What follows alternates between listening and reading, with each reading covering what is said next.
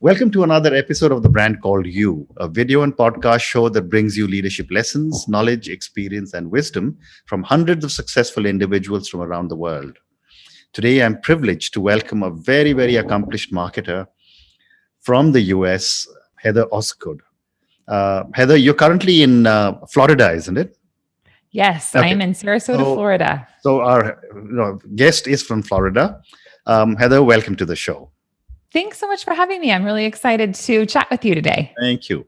Heather is the founder of True Native Media, and she helps podcasters to turn their passion into a sustainable profession. So for me personally, I'm hoping to get some great tips from her today. So Heather, tell me, what would you say are three key milestones in your life or your career? Great question. So the first milestone was my career in advertising sales. So at a young age, in my early 20s, I got into ad sales. I started in radio ad sales and moved to newspaper ad sales. And that was the first milestone. And the reason that was a milestone for me is that it gave me so much confidence. And the biggest element of confidence that it gave to me was this ability to go out and speak to anyone. Correct. So literally in radio ad sales, they were like, here's the phone book, go walk around, walk into businesses and go talk to them about buying ads. And so I lost all of the fear of speaking to people that I didn't know.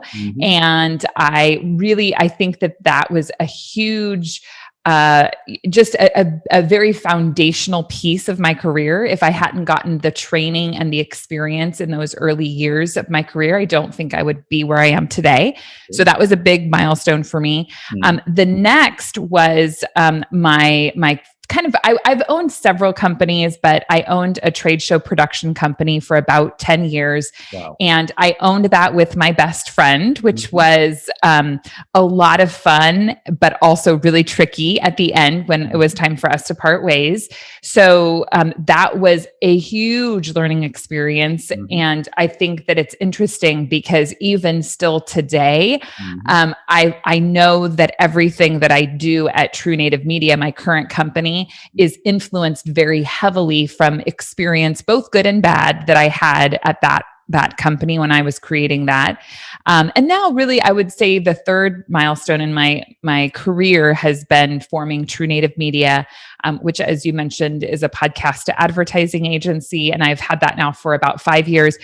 And this space and the ability to create the content we're creating right now to get connected internationally with podcasters and companies interested in advertising has really just impacted my personal perception of what type of organization I have the ability to create.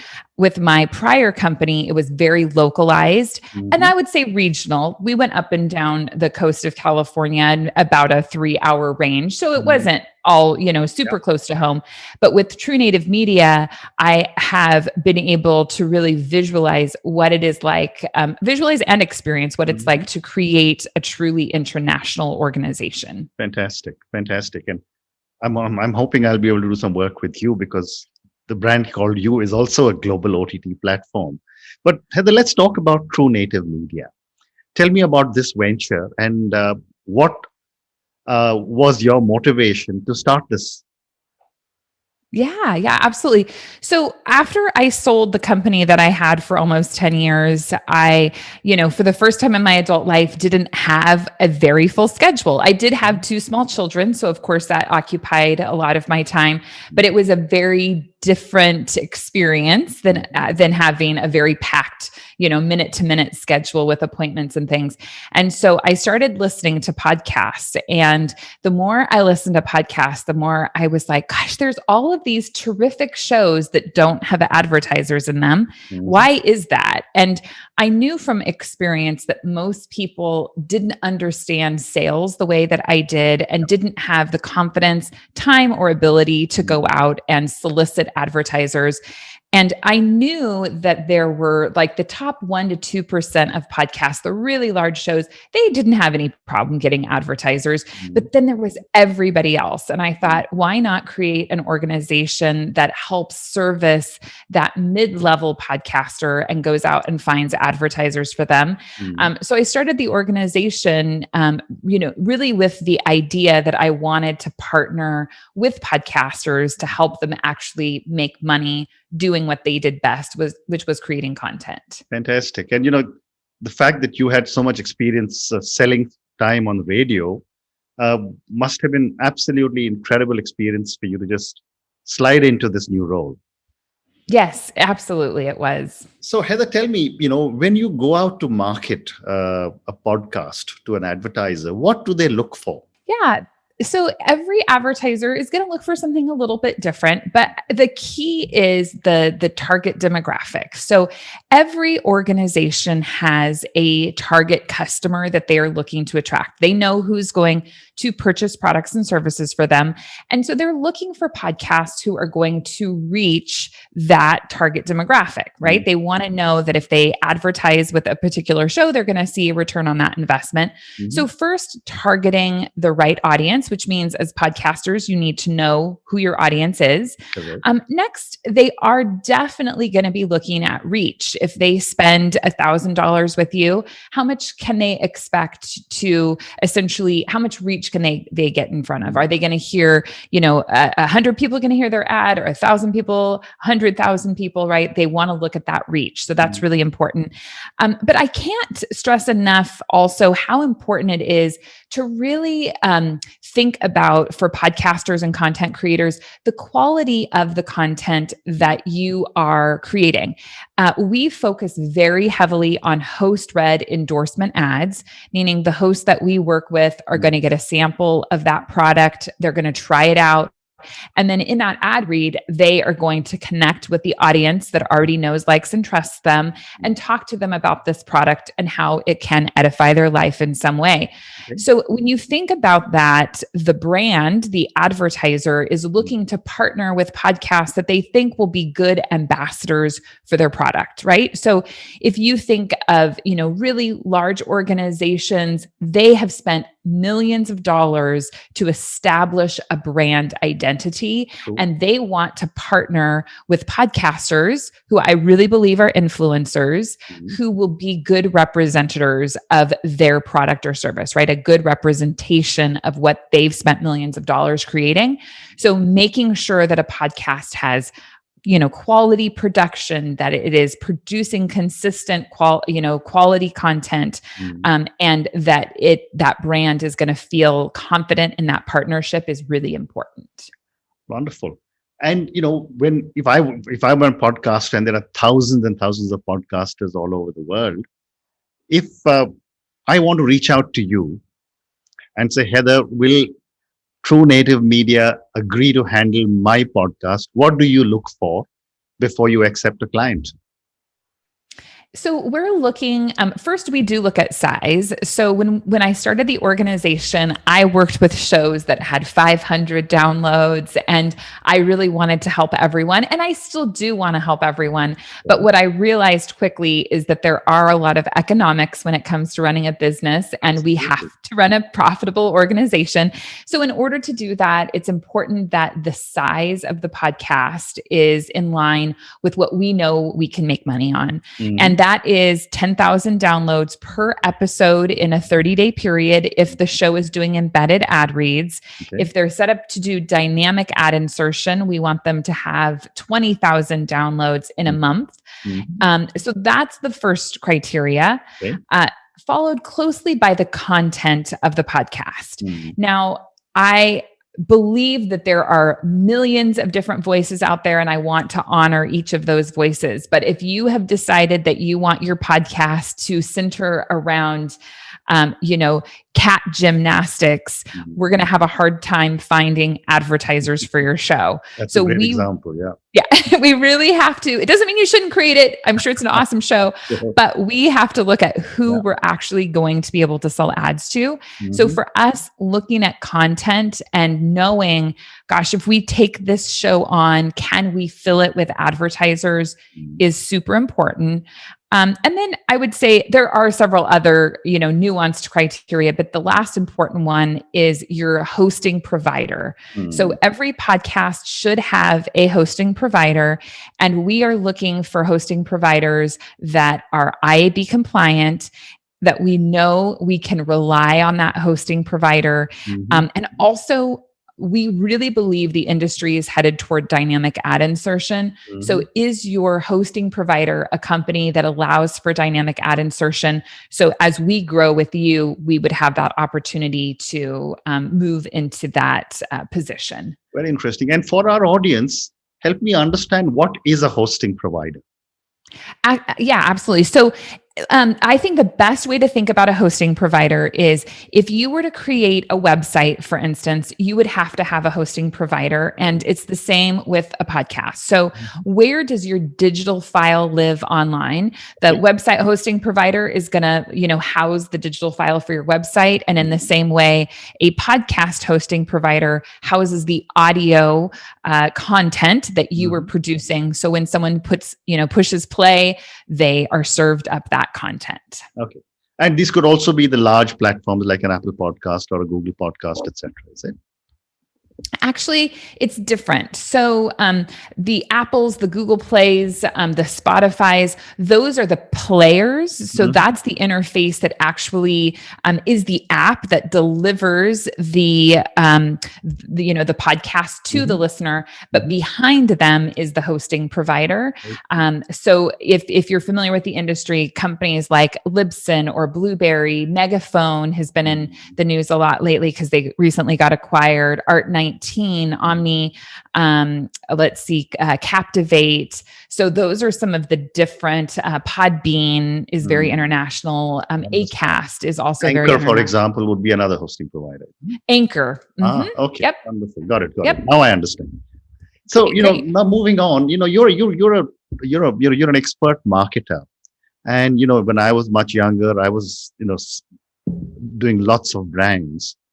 Conventional wisdom for every brand was repeat purchase, right? Because every brand wants people to keep coming back over and over again. In your opinion, how does that apply to the podcast world? The most important piece of podcast advertising is the connection that you make with your audience. Okay. When you think about audio, the connection that you create with audio is much greater than other forms of connection.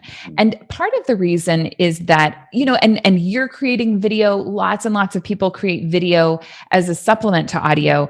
But when we look at, the purity of podcasts, which is that audio feature, when you're listening to something, your brain is creating this mental picture for you. With every statement that is created, you're imagining what that information that's come into your brain, what kind of context that has for you in relationship to your life. So there's a lot of connectedness that happens with audio. And what creates that connection really does have a lot to do with the host and the content that's been created. Correct. So as a consumer, if I look at this host in a way as potentially a mentor, somebody that I look to for entertainment, somebody that I feel I have a connection with, and then I'm talking about a brand, a product, a service, that the delivery of that message is so much more powerful than other forms of what I would say kind of, just intrusive advertising.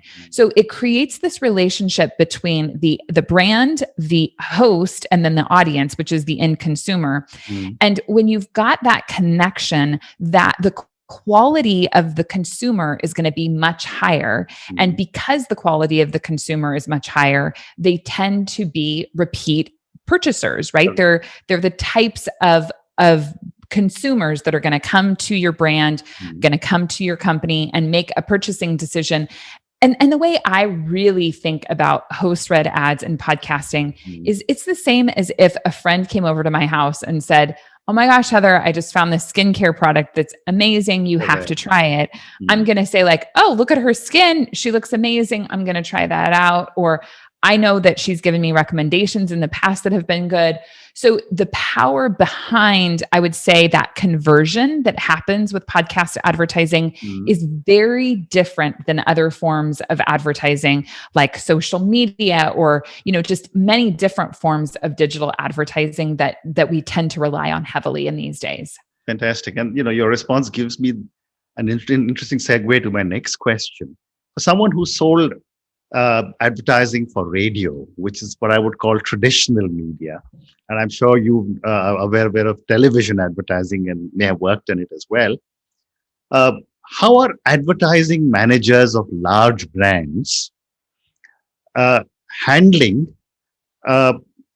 advertising on social media? Are they setting aside or beginning to set aside larger budgets? For social media? Mm-hmm. Absolutely. Which includes podcasts. Yeah. I'm sorry, say that again? Which includes the podcasts. Yeah.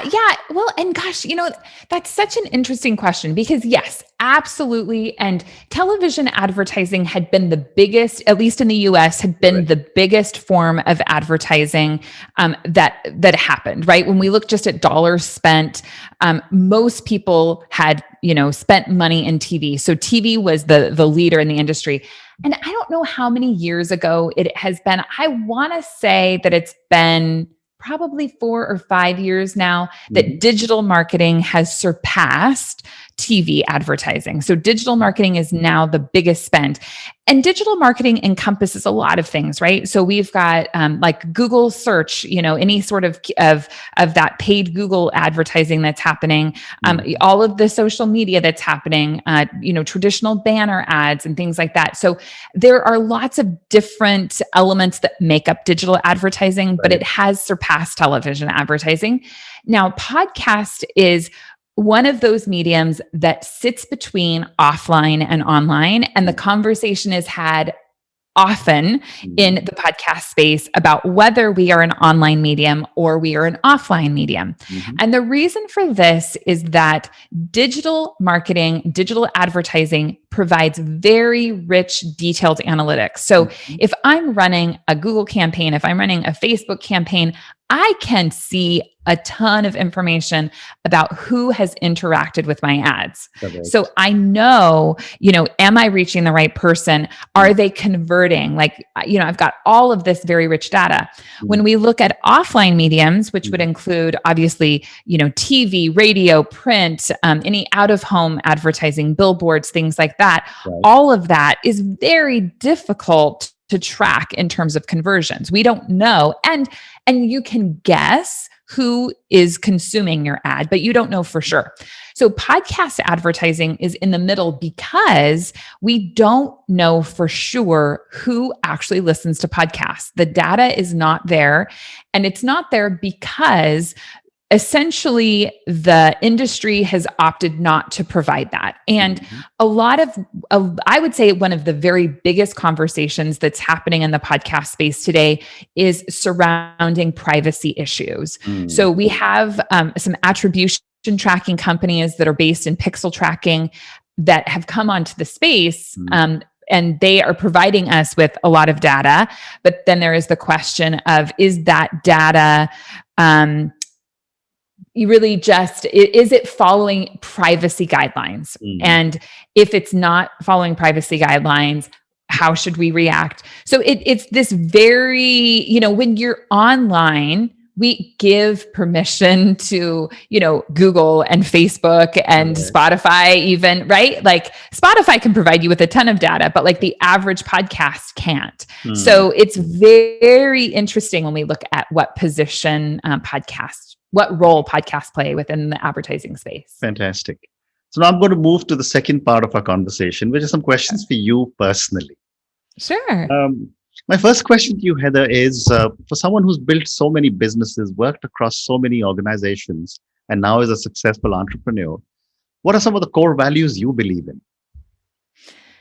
I believe that you have got to understand what your core motivators are. And what I have realized is that the motivator for me is creation. Okay. So I believe very heavily in creation. And for me, creation is what drives my life. Mhm. When I was in between business ownerships, I was very depressed.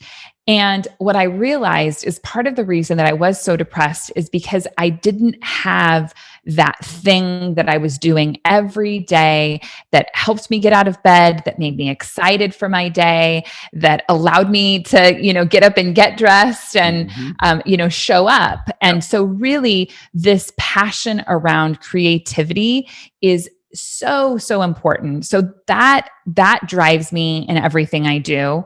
And then secondly, trying my best just to Mhm. be the best version of myself. So I believe that we were all created for our own specific mission in life. And I am meant to be the best version of myself that I can be.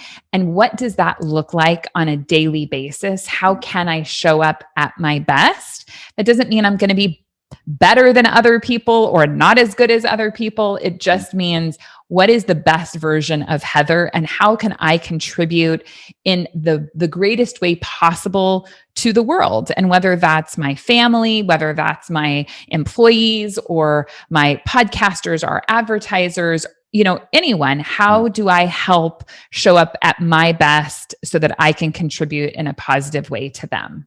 Fabulous. And a follow-up question to that is that, as you look back at life, as you look at all the stuff you will achieve in the years ahead, from where you stand today, what does success mean to Heather? Success means having a very clear idea of what I want to achieve and achieving that. So I am very ambitious. I'm very goal oriented. And a big part of what it is not settling for where I'm at currently. So I could kick my feet back. I'm in my mid 40s. I could say, my life is just about, halfway over. I don't think I can do much more. I'm just going to, watch TV and gain an extra 20 pounds. Or I could show up again at my best. And for me, it's about overcoming my own internal fears and really it's all about fears. I would say it's overcoming those fears to accomplish something that feels beyond my comfort zone. Right. And I think for me, we just doubled the size of our organization. So we went from 3 employees to 6 employees. So yeah, it's still not huge. I'm sure we're going to get, my goal is to get bigger someday, but that was a big leap for me. And I realized recently that the fear of, could I manage enough people? Could we handle payroll? All of those, fears were keeping me small. And by keeping myself small, I wasn't able to show up and have the impact that I wanted to have in the world. Correct. So getting back to success, when I lie dying, I want to look back and say that I did the best that I could do and that I was able to conquer fear to show up at my best. Fabulous. So I have time for 2 more questions or maybe 1 more. My next question is that if you, Heather, were a role model to millions of children who closely followed you and your life choices, what is the one thing you would change in yourself? It gets back to fear, I would say, not allowing fear to grow and manifest in my life.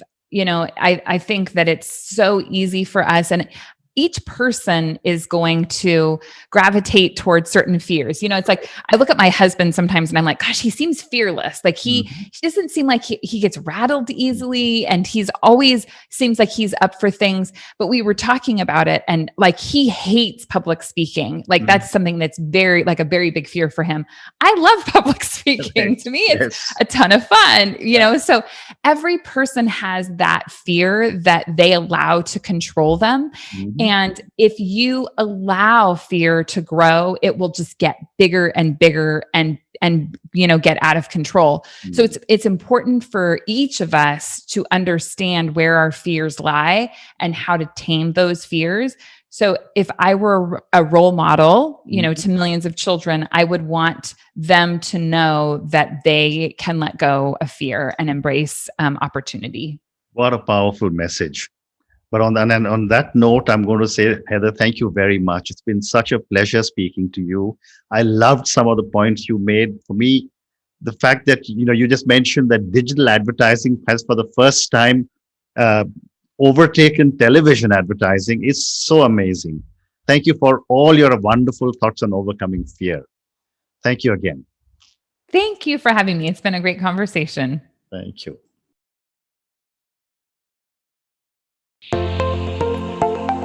Thank you for listening to the Brand Called You videocast and podcast, a platform that brings you knowledge, experience, and wisdom of hundreds of successful individuals from around the world.